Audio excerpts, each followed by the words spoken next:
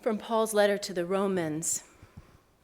For there is no distinction between Jew and Greek. The same Lord is Lord of all, and is generous to all who call on him. For everyone who calls on the name of the Lord shall be saved. In the name of that Lord. Amen. Please be seated.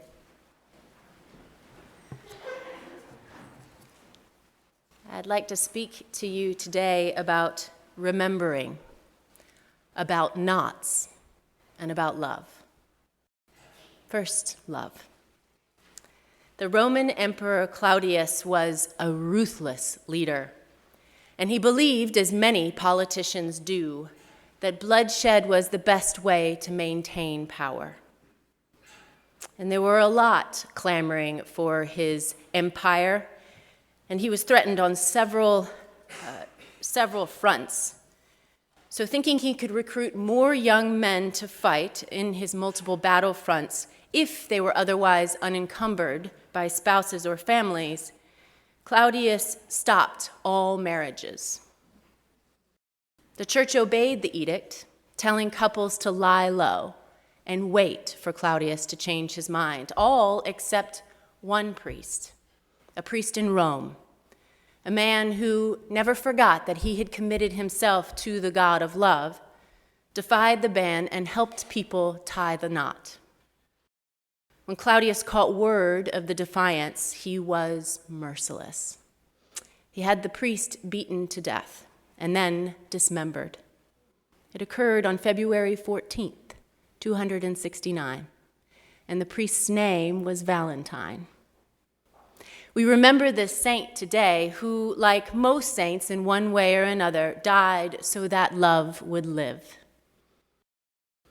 Admittedly, as I sat in my car shivering on Friday morning, trying to scribble my daughter's names on the backs of very cheap valentines with Elsa and Anna emblazoned in glitter, I may have forgotten the saintliness of this holiday. It is easy to do. There may have been curse words involved. But no matter, we remember it now. Today is indeed a day about love, of a very divine nature. So whether your heart is aching for a love you have lost, or whether it is waiting upon a love you have yet to find, or whether this day you will celebrate with the love of your life, own its meaning. Take pride that Valentine is a priest of your tradition, one of a long line of extraordinary human beings willing to die for love. Now, remembering. Remembering is an important action in the Bible. It is asked of us quite often. In fact, besides the invitation to not be afraid, God asks no more of us than he does to remember. Remember what? Who you are and whose you are. And apparently it is easy for us to forget both. So by way of dreams or messengers or prophets or the blessed aha moments when life has kicked us from behind, we are reminded by God in all means possible to remember who we are and whose we are. You are mine, God says, and I am yours.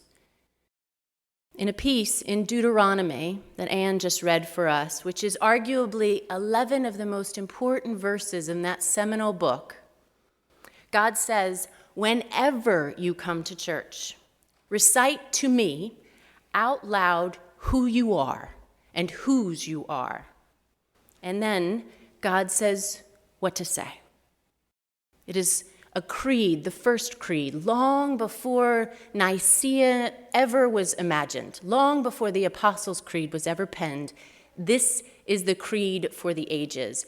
And in some ways, I wish we still said it and reminded ourselves that from Palestine to England, Spain to Poland, Jews and Gentiles alike have one creed. And we say, according to Deuteronomy, a wandering Aramaean was my ancestor, He went down into Egypt and lived there as an alien, few in number, and there he became a great nation, mighty and populous. When the Egyptians treated us harshly and afflicted us by imposing hard labor on us, we cried to the Lord, the God of our ancestors. The Lord heard our voice and saw our affliction, our toil, and our oppression.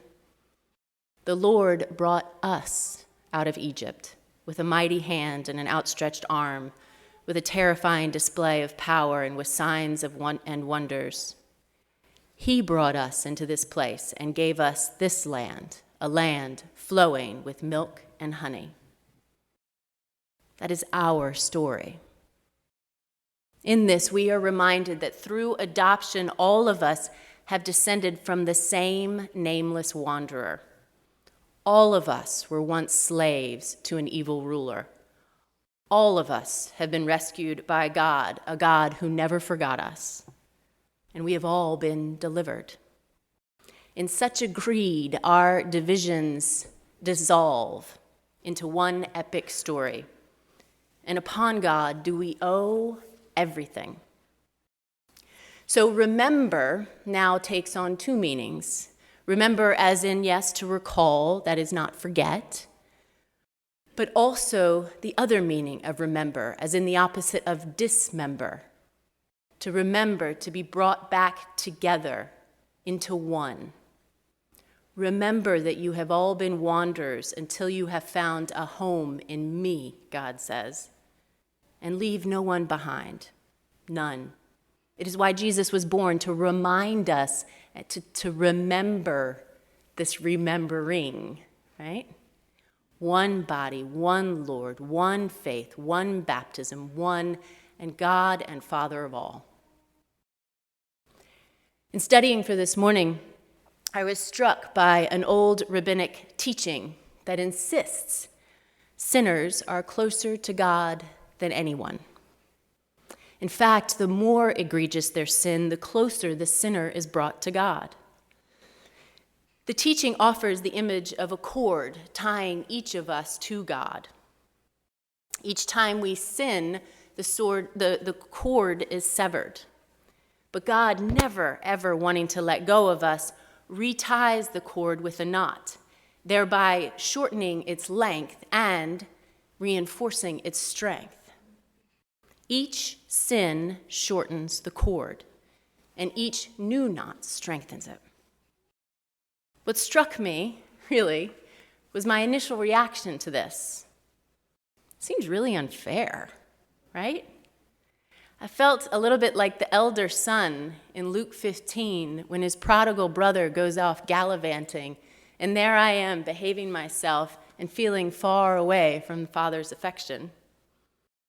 And then I laughed, and I felt my severed cord being retied. And I remembered that I have never, ever been the elder son. I am the wanderer who comes knocking at my Father's house when my stomach is grumbling or I need the warmth of a blessing and a pretty gold ring. Yes, I thank God that I am not in charge of God's economy. And I thank God for a God that can tie a mean square knot. Last Wednesday night, we gathered to mark the beginning of this season of love, of remembering, of lots and lots of knots being tied and retied on our cords. We call it Lent for short. And in the midst of that Wednesday night service, people who are otherwise quite polite most of the time swiped our foreheads with black ash and told us that we would die, saying, "You are dust, and to dust you shall return." Perhaps in a related development, it wasn't our highest attended service of the year. Unlike Christmas and Easter, popular culture has not exactly taken to Lent as a holiday. Amidst the hearts and balloons of Walgreens, one is hard-pressed to find a greeting card that says "Happy Sackcloth and Ashes," right? And you know what? That's just fine, I say. Lent is a complicated and deep venture enough for it to be commercialized. But if you have any question about the value or the purpose of this season, I do commend Colin's evening sermon to you. It's to be found on our website. Beautiful, well-done sermon.